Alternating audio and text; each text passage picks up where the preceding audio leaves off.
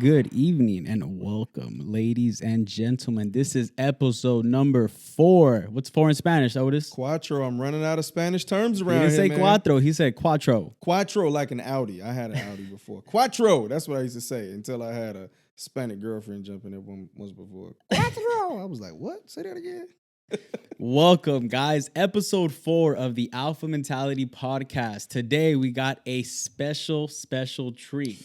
Ooh, it's a little controversial, right? Because it's gonna push a couple buttons, right? But it's designed to put you in check, right? So bring us on in here, man. What's the topic today? We are talking about relentless, having a relentless mindset, but not just relentless in general, specifically trying to relate to Tim Grover's book, Relentless. Can you kind of let us know who Tim Grover is for the audience that's never heard of him? Ooh, when you said Tim Grover, it was like Mufasa, right? You get like the goosebumps, right?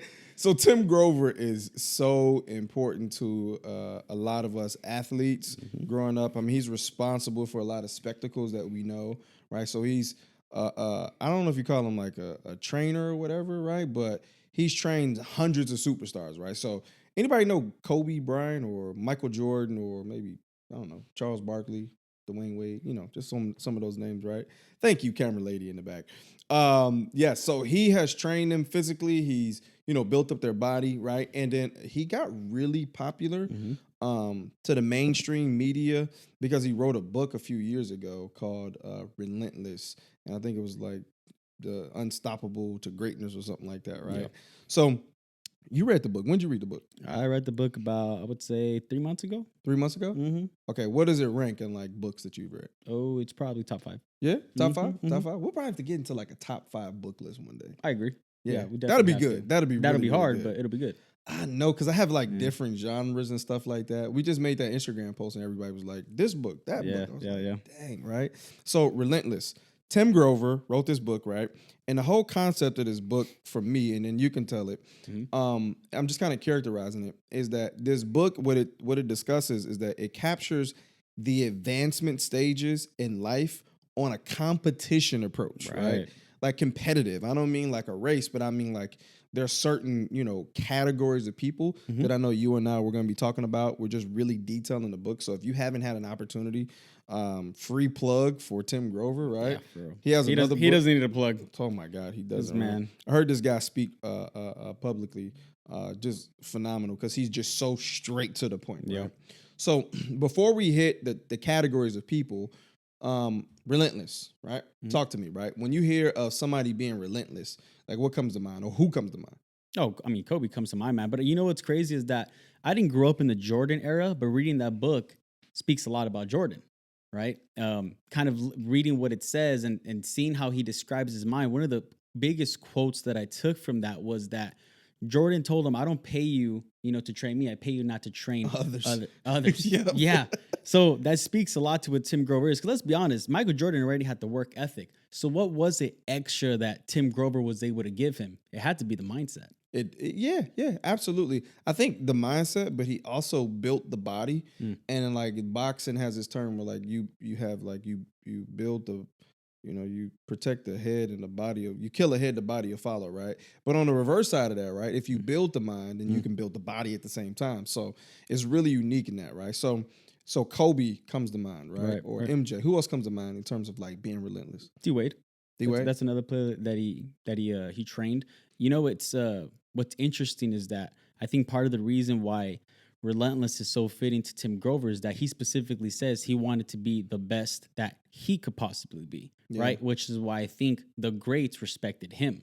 It wasn't so much one of the things where he had to kind of advertise himself to them. No, like he proved himself like, hey, I am worthy of this title. Let me show you why, right? And his work ethic, his actions, his knowledge to everything, being a student of his own craft, right? A master of his own craft is why he was able to gain the respect of those athletes. Yeah, and that's really good that you mentioned that because his book starts off with him not having a shot. Right. But because he worked so hard, he ended up separating himself from the pack. And then that made him very unique in his way. And you mentioned Kobe and you mentioned MJ and Dwayne Wade. I want to share a personal a great of mine, right? In terms of being relentless. shameless plug, but my mother and my father, Mm. right? I think that they were absolutely like, I just got goosebumps when I said that because, with the little bit that they have, we weren't poor or anything growing up, right? Right. I grew up, in the Chicagoland area, and my mom, dad, they like we weren't like middle class. We had like an extended branch that almost touched the Mhm. poor, right? Like we had enough. My father, roof over your head, clothes on Right. your back. But they did so much for us, right? Now that I'm an adult, I have kids of my own. I tend to think like the things that they were doing, like they had hardships and stuff, but they never made it seem like it was a worry, Even, there'd be times where we didn't have food. Right. We play a game and they would like trick us. So let me ask you this, right? You talk about your mom and dad. Did you ever realize it growing up, or when did you finally realize, like, my parents had a relentless mentality? Like, they were the definition of relentless to me. Not until I had kids of my own. Uh-huh. Not until I had kids of my own. My mother and father, especially my mother, my father passed in '08. My mother, she says to this day, before I had my children, she said, you'll never know what it's like until you have kids of your own. And I said to myself, like, yeah, whatever. You can kind of characterize, you can kind of guess or, make this idea. But she was so true. You never know until you have kids of your own. Some of the things that you kind of shield them from. And, my mom, my dad, they both worked in factories. They bust their butt. They would work, 14-hour days, some 5 days a week. My dad would do like 7 days a week. He was like absolutely insane. Right. And I was a spoiled brat, in my mind. I look like during the time I was like, oh, I got everything I need, Yeah. but I look back because, man, they just made living, it was comfortable for us then, right? Cool. When I got older, my mom, we have conversations about how she made some things work, right? So I want to give people just a variance of what relentless means, right? From a like defining standpoint. And I want you all to take notes if you can.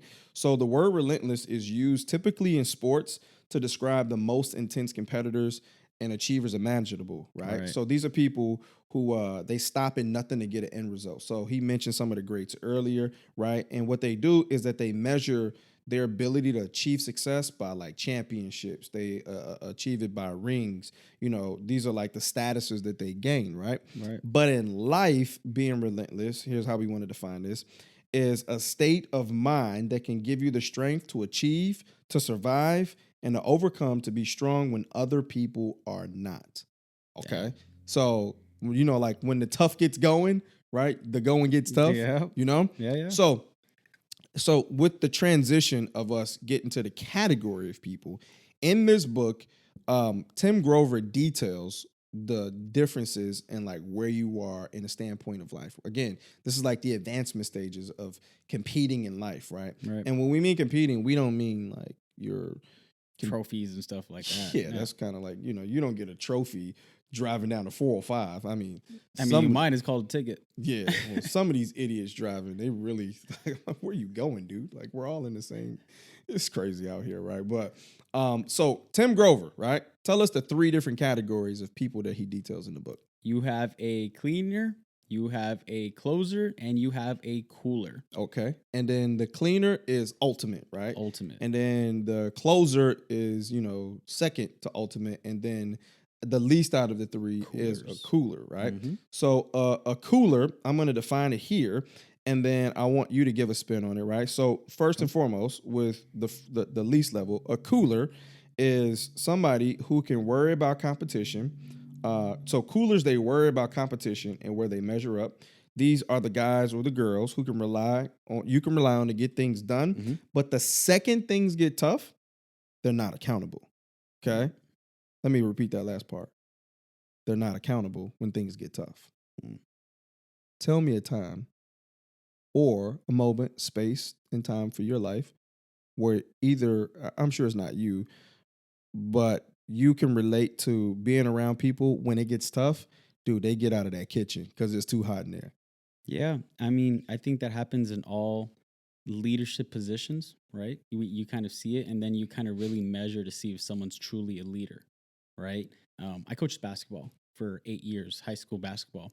And, when you're coaching players, when you're coaching young men, you're trying to define who is going to be the leader, who is going to rise up when the going gets tough.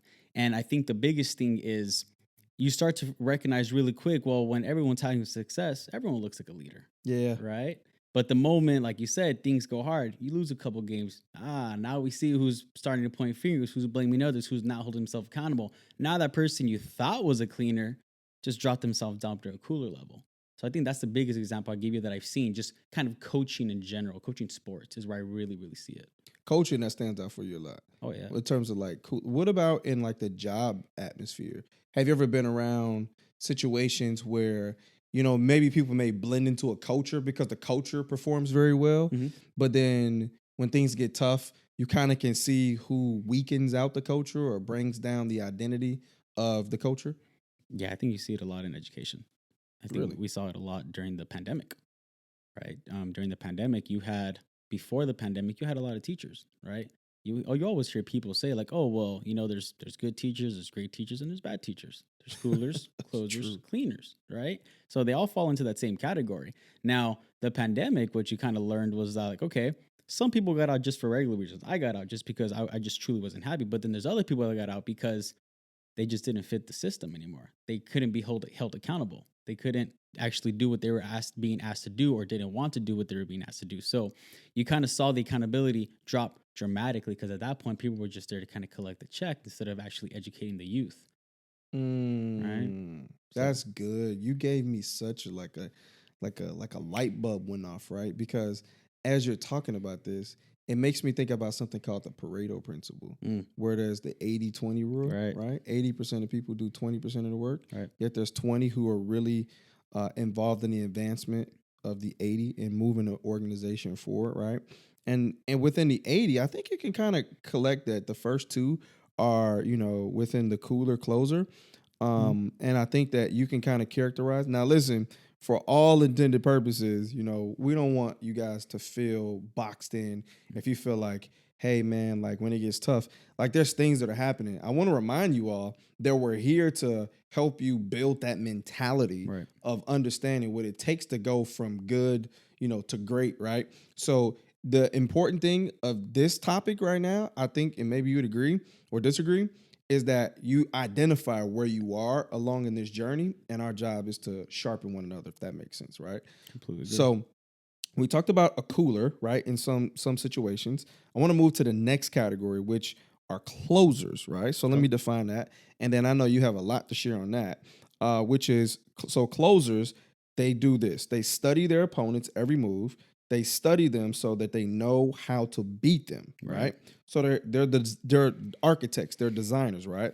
These guys or girls, these are the ones that you can call when you need to get stuff done, but they also look to others for guidance and leadership, right? Right. So where does that where does that rank like in terms of your situations in life, right? Maybe from a teacher aspect, hmm or maybe within the industry that we're in now. Like give me some examples of some people who are closers and how they stand out and how maybe you can kind of characterize or identify with them. I think when I was a teacher, I would consider myself a closer, not a cleaner. Oh, okay. Right. Okay. So I kind of put myself in that middle category. Why? Because I think I would study the competition, aka the other teachers. Right. I would kind of study them, kind of see, okay, what is it that you're doing? How can I do that better for my kids? Okay. What are you doing that's not working for my kids? How can I do that better? Right. And I think it's one of the reasons why I had really good relationships with my kids. Right. There's still kids to this moment. If I check my phone, they probably follow us on our public social media page, and I'm literally helping some of them get their transfer papers and things of that nature still to this day. So that doesn't happen by accident, right? And then the reason I fall under that category, I would say, is because when I needed guidance, I looked up to leadership because hey, like I've only been teaching for 4 years. I don't know this. I'm trying to learn from someone that Right. knows more. But the moment I didn't, that's when I feel like I had to leave, right? Because I couldn't grow into that cleaner role, and I truly didn't feel like I was going to grow into that cleaner role. So if I couldn't give something my complete all, it was time to step out. I like that. I like that. That's really good that you can say, "Hey, I'm not winning in all areas of my life." Right. There's somebody listening to us right now who is like, "Man, I'm the best mom, or I'm the best husband, Right. or I'm the best at whatever industry that I'm a part of." Right? And I think it's important to understand that you can't win at everything. Nope, you You can't. know, It's just impossible, you know? Like imagine being But the it best. takes a lot to admit that. It really It does. It does. really does because everybody has this ego button, Mhm. right? And we all know ego's not your amigo. And people don't understand like you have to humble yourself and understand where you are. And it's good to measure yourself, right? Right. It's not like, putting too much pressure on yourself, but it's good to have something that you can draw in comparison with, Right, right? right. So the last one is cleaners. So cleaners Cleaners. are their ultimate, right? So cleaners, they are really good at making other people study them. Okay. Mhm. They're what's considered to be the one in a million, Mm. the anomalies, right? They're the ones who end things. They're the cleaners, right? So do you have any examples on cleaners that maybe outside of sports, Yeah. right? Because a lot of our audience is, maybe they understand the sports. They're like, who is Charles Barkley? Who is Michael Jordan? Like, hopefully you're not saying that. But if you do, just go Google these people. They're elite at what they do. Right. So cleaners, right? Yep. Give me some raw examples of minus the sports, because I know we're sports guys. We could talk about that. Let's Mhm. get relatable to the audience, right? Who are some cleaners in your life right now? I think some clean. I'll give you a clear cut example, and I'll stay in the teaching industry. Right. I think a cleaner was someone that I worked with. Her name was Lily Diaz. Right. Shout out Lily. Ms. Diaz, shout out. And I think the reason why I think she's a cleaner in the profession of teaching, right? You said that people study them to try to be great. It's funny because when we taught together, people would always come to our class to specifically study how she was able to control those kids, right? How Yeah. was she able to get them to buy in? How was she able to get them to at lunch come and hang out with her? The parents of the kids would bring her gifts. Like, how do you get so much love, yet all the rowdy kids come to you for guidance, listen to you when they won't listen to anyone else? And I think the biggest moment that I realized that, okay, this person's great at what she does is I don't know if you heard. There's a documentary on Instagram, excuse me, on Netflix called Long Shot. I keep rolling past that, dude. Like, what is that about? Watch it. Okay, so it's about a guy. His name is Juan Catalan. Shout out Juan, right? And he was actually wrongfully accused of murder, right? Yeah, I know. So the only way they were able to prove, and he served, right? He served time. The only way they were able to prove his innocence was they actually happened to be filming a show that day. And he happened to sit in the exact same section where the camera caught him to prove that he was innocent. So if he wasn't at that Dodger game that specific day, right, he would have been locked up in jail. Right. So Dang. going back to my point, great documentary. Watch it. Watch it. Going back to my point, what Ms. Diaz did is she actually reached out to him on Instagram, said, screw it. Let me see if I can get him to come talk to the kids. Whatever it takes. Whatever it takes, right? Try to do the most for the kids. Has nothing to do with her. Just, hey, man, if you can come to South Central and talk to these kids, it'll make their whole year. Right? Guess what he did? Came and talked to us. Guess what else he did? He brought Dodger hats, gifts to all these kids, right? The kids saw him as a celebrity because this is a person they saw on Netflix, right? We're in South Central, so, tough times, man, tough hood to live in. And so for someone to actually take the time, come talk to them, we went out to lunch with him, kind of spoke to him, down-to-earth person. That showed me, like, all right, you're here for more than just a paycheck. You're here to make these kids' day, right? That's a cleaner. Yeah, shout out to Lily, man. She's still teaching? She's still teaching. She's still there. It's funny. I'm going to one of the potlucks. She just invited me today. Oh my God. So I'm going back to see my kids. Lily, we coming for you, okay? Yeah. We are coming for you. That's really awesome that people like that exist, right? And by the way, the cleaner, cooler, closer mentality, it can be applied to anything. Anything. It can be applied to, if you're a janitor, you can be the best, By the way, I remember I had a janitor growing up. I swear to you, his name was Mr. Randy. Okay. So when this was like the 5th grade. Okay. I'm excited to tell this story. I was a patrol guard growing up, right? And he got to pick the patrol guards. And, it was almost like an honor to do that. Okay. But the way like Mr. Randy, he's so memorable to me is that, you come in, growing up where I'm from, it is the Midwest. I grew up in Chicago, so it's pretty cold. And you come in the door and this guy would like dust you off and he would have a hot cup of chocolate for you. By the way, Really? He bought it, right? He took so much detail in his job The teachers, all of their driveway spots would be shoveled out, right? This guy would have the floor, the gymnasium, like everything was clean. Man, I hope this man got a bonus. I mean, he's a teacher, so next episode talk. But the great thing is that those things, they pop up in my life now. Mm-hmm. I have teachers, I still have coaches, I have mentors. I have old pharmacists. That was my prior industry. They just cleaners, right? Right. They just stick out to me because they just did whatever it takes, and people started studying the roadmap that they laid out. Yeah. Right? They did become the anomaly. So I want to switch just because we want to keep our audience engaged, and we want you guys to be able to have a great understanding that, look, we want to be in your ear while you're doing that workout, right? We want to be in your face when you're in the car. Hopefully you're not doing too much driving and looking at the camera, but if you are, just promise not to look at our sexy kneecaps today, okay? Or this evening. So I want to transition because, again, we got the plane up, right? We're at cruising altitude, right? We landing soon or what? We're getting ready to land, right? Okay. But before we land, there's a descent, right? Okay. We're almost at descent, so we're almost like we're getting to the height of our ride. So we gotta right? start buckling up our seatbelts. We do, because it's about to get real turbulent, real fast. It's about to get real sexy. Well, you better chill out. It's late at night. I'm not talking like that. I'm just saying, these red lights, man, they bring the green eyes out on you, man.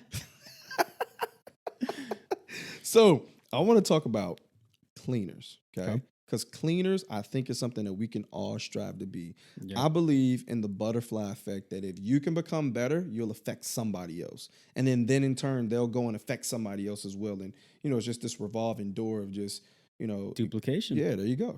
Oh, yeah, you're learning something right there, right? Okay. So 5 things we key down on. It's not the only 5 things. Right. These are 5 things that we sat down, we articulated on, we got very clear on. And these 5 things, I'm going to list them out, right? So the first one is take notes. Mental notes will suffice. The first thing, and 5 mental attributes that help us become a cleaner. First thing is taking what's called accountability. Okay? You take accountability? I do have to submit it every day too. He does. 9 o'clock's coming. So accountability. What does that mean for you in anything that you do, right? And I don't mean just filling out some form. Right. I don't mean, filling out a time card at a job or something like that. When I say taking accountability, what does that mean for you? Can you be honest with yourself and ask yourself, did you do everything you could have possible today? And if your answer is no, what are you going to change the next day? So is it like measuring like your progress on a daily basis? I believe so, right? I mean, you don't want to look at it, too far out of lens. You got to, take every single day as a chance for you to get better, right? So if you hold yourself accountable each and every day, some people have 3 mini days, for example. Okay, well, let's say your morning was bad. What are you going to do for the early afternoon? Are you going to make it better than your evening, right? So you can chunk it up the way you want, but you should be asking yourself and holding yourself accountable that, hey, if this wasn't to my standards, how can I make the next better? Okay. So let me give you a case scenario. What do you say to that single mom right now that is raising a family, right? Mm-hmm. She's taking care of the kids, right? And she just feels like it's just the same normal notion. She may have a little bit of trouble, with the kids in the household. Maybe they're younger. They're kind of getting through things, right? Mm-hmm. How does she take accountability? Like, how does the regular person take accountability and improve from that? The same reason why you feel like you can't is the reason why you deserve to win, right? If you can understand that concept of what you feel may be holding you back, you can flip that into your why. Okay, I'm really busy with my kids, but at the same time, they're the reason I want to win in life. They're the reason I need to do more. Oh, that's good. All right. That's good. That's a goosebump one right there, right? I'm always giving you goosebumps. I like that, man. You just do that's my bromance in you, right? So take accountability is number 1, right? And by the way, when we say number 1, 2, 3, 4, 5, they're not in order. They're not. They're like all number 1, 1, 1, 1, 1, right? They're all number 1s, right? So the next number 1 is this one is really important. We discussed this one a lot. Mm-hmm. So the second thing that we have for you guys is take responsibility when things go wrong and take the blame. I'm sorry, let me say that again. Take responsibility when things go wrong and take the blame when things go right to give credit to others. Okay? So when we were talking about that, we were stacking that. We were kind of layering that, right? Right. So what does it mean to you that when things go wrong that you accept the blame? You know where I think I see the biggest example of this is actually in sports coaching, right? And my high school basketball coach used to always say, because when I got into coaching because of him. He would always tell me, right, when I was first getting in and we were having good highs and having good lows, is like, hey, look, when your team loses, parents are gonna blame you. Mhm. Just accept that right now. When the team wins, the players are great. It'll never be you. And you got to be okay with that and understand that that is okay.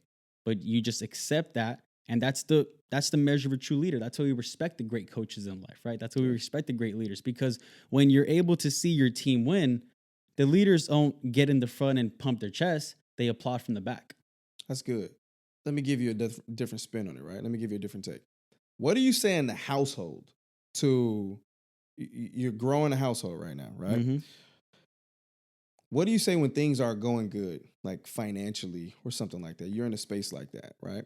Now, like I want you to characterize that because again, when things are going bad, Right. how do you respond to that versus when things are going good? I think that's a tough one for everyone to handle, but it's just understanding that even when things are bad, that adversity will also be flipped eventually, and you will see the fruits of the labor one day, right? It's happening for you, not to you. And you have to really understand that concept. And when you can understand that, that adversity will make you stronger, will make you better, right? You should be thanking God for that. Because if you couldn't handle it, He wouldn't give it to you. That's good. That's really I think that that's something that people they don't really get a good grasp Mm. on, right? Because another key component to that is that everything so when we talk about take responsibility, I'm a firm believer that in responsibility there's a leader there, right? And everything rises and falls on leadership, Right. right? So when things are going good, you should give credit, Right. to the people that surround you or support you because there's no such thing as like self-made or anything like that. There's At not. least in my life, I don't believe. I mean, even if you're Bezos or Mm-hmm. whomever, I think that they have a team that they surround themselves with Right. because they're brilliant people, but they surround themselves around other brilliant people. Right. So, but when things go wrong, you as a leader need to take responsibility. You need to take some level of acceptance and drop excuses along the way, right? So that's two, right? We have three more number one, starting with the next number three, right? So number three of the mental attributes to help us become a cleaner. Ooh, this is a controversial one. Stop looking for secrets, tricks, and shortcuts That one's tough for a lot of people to understand, though. for the people in the back. Mm. Stop looking for secrets, tricks, and shortcuts. Tricks are for kids. Didn't the damn cereal box teach you that early? Right? So give us an example, right? Give us a real life like story where I don't know, maybe yourself, maybe you can relate, Mm-hmm. to the audience, or maybe you can kind of tell of a situation you've been in where maybe you're working hard and somebody else wants to work hard, but then they find a shortcut and then they take the easy way out.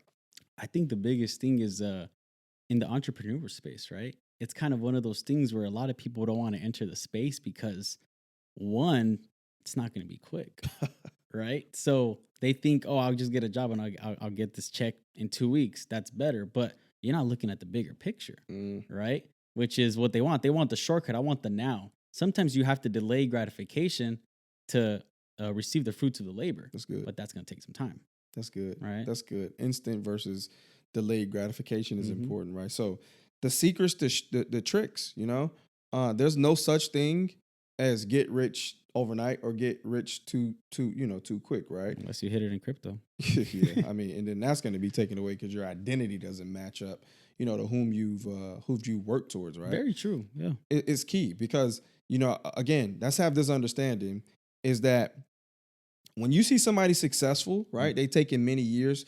Malcolm Gladwell wrote this book called Outliers.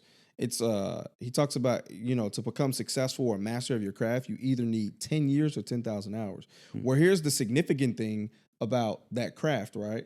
Is that There was no easy way to get to 10,000 hours or 10 years. So what most people confuse is, oh, that person is they hit it big. It was luck, Right. right? Well, in that case, it took that person 10 years to become an overnight success. Yeah. So how much luck is in that? Right. Right. It sounds like a whole lot of preparedness and hard work, right? Everyone sees the success, but they don't see the hard work they put behind closed doors. They really don't. They really don't. The things that are done in the dark, they eventually show the light. But the things that are in the light, eventually the dark closes in on it, right? That's good. So there's two more topics, two more points that we need to hit, and then we're gonna get up out of these awesome people's ears, right? So number 4 is hard working is not overrated. Not at all. Why do so many people think that you have to only do one or the other? Work smart or work hard? And that's exactly what I was going to say, right? A lot of people have this misconception of, oh, work smarter, not harder. You hear that a lot. But sometimes you have to work hard in order to learn how to work smarter, right? It's not just one or the other. You don't just start working smarter out of nowhere. It doesn't work like that. You have to put in the work to eventually gain the expertise, to work smarter, right? Work is work. Any person, any successful person is not going to tell you, oh yeah, do it this. No, it requires work, period. That's good. Again, it takes me to a quote, is that hard work beats talent when talent doesn't work. Hard work for the people in the back, and then all the way in the third row, if you got the SUV, you're listening to this in. Hard work beats talent when talent does not work. So you may have been born with that skill set that we talked about in the previous episode about, you have that seed of greatness. Well, you have to water that over time. And the way, like, watering is just equivocal to the work of watering, right? It takes time to pour. It takes time to do that on a daily basis. You see a lot of talent that goes wasted. Absolutely. Consistency is the breakfast of champions, and that's just the hard work part that goes in, right? So we want to encourage people to say, hey, look, man, there may be a shortened route. Let me tell you something.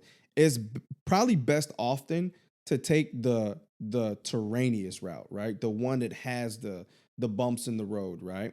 Because if you take that smooth route, guess what? You're joining the masses, right? And when you take the M off of masses, that's exactly what you become. So that's 4. Let's close it out here on number 5. Okay. So number 5, hit me. I really like this. This is my point. I love this, right? I want you to kick this one off. So number 5, and mental attributes that can help us become a cleaner. Only 2 things that you and I can control in life. The number 1 thing is that activity. Number 2 thing is attitude. What does that mean to you?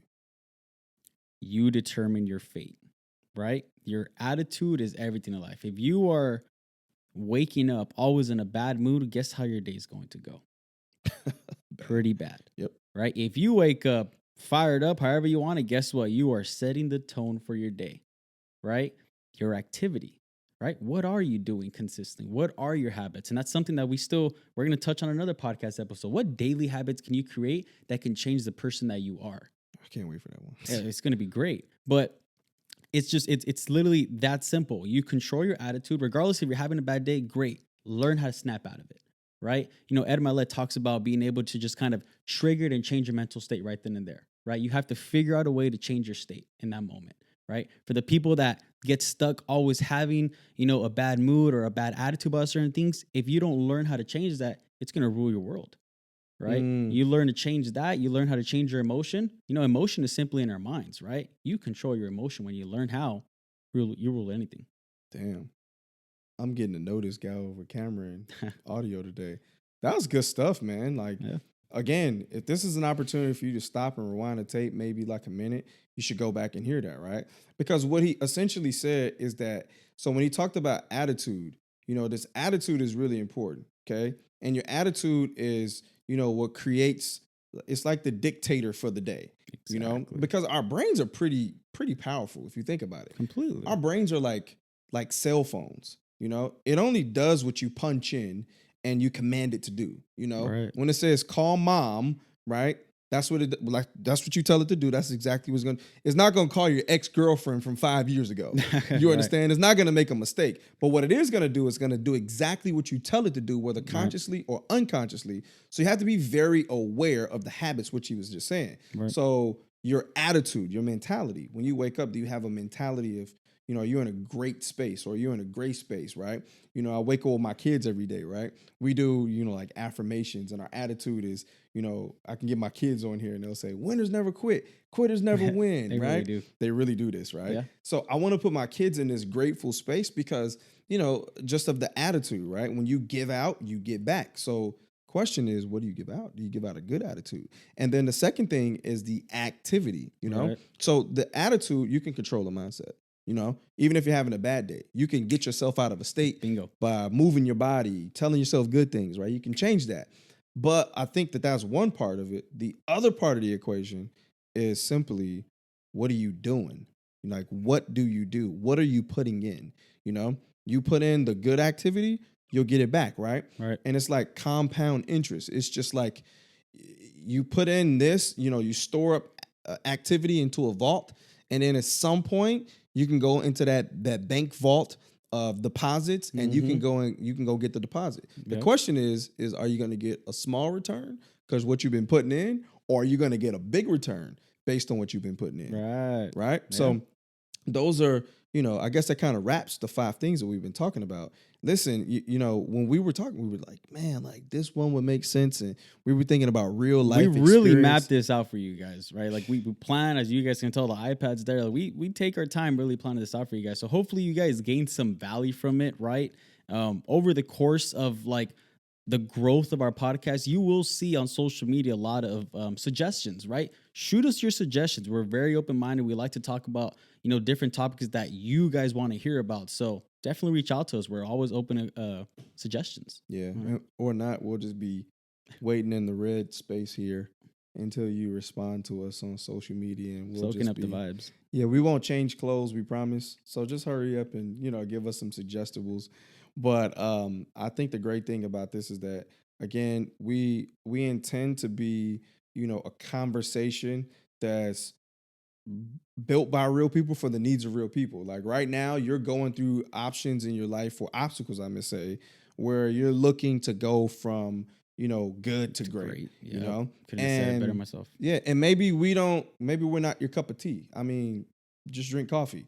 But what we look to do is to be able to add value to you. We want you to be a part of our crusade. We want you to become more evangelical about what it is that you're doing in your life, right?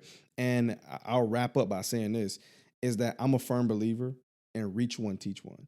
There's people who've inspired me. There's people who's inspired you. I can go down the list. You mentioned Ed Milet. There's Gary Vee. There's Tony Robbins. There's a slew of people, right? Yep. But our hope is to just be able to just speak to one of you. If it's not all of you, just hopefully one of you. And that's what I'm grateful for, right? So I'm going to pass this back to you, partner. I want you to go ahead and land the plane. High five all of the flight attendants. I guess they're called stewardess. I don't know. The passengers. Hopefully you're fist bumping them so you don't get COVID. You want to give the people a little sneak peek on what we're talking about in the next episode? Nope, I can't do it because I want us to sneak up on them with this one. Oh. I don't want them to prepare for that one because there's this one I think is the most ultimate one that we've been talked about. So I think we'll do like another 2, and then we have a very, very special guest is going to be coming in. So just be ready for that one, guys. So like Otis said, we're going to be landing the plane here. You're going to kind of hear my sexy voice since it's late at night, but stay tuned for the next one, episode 5 coming to you soon. We appreciate y'all. Love. Peace.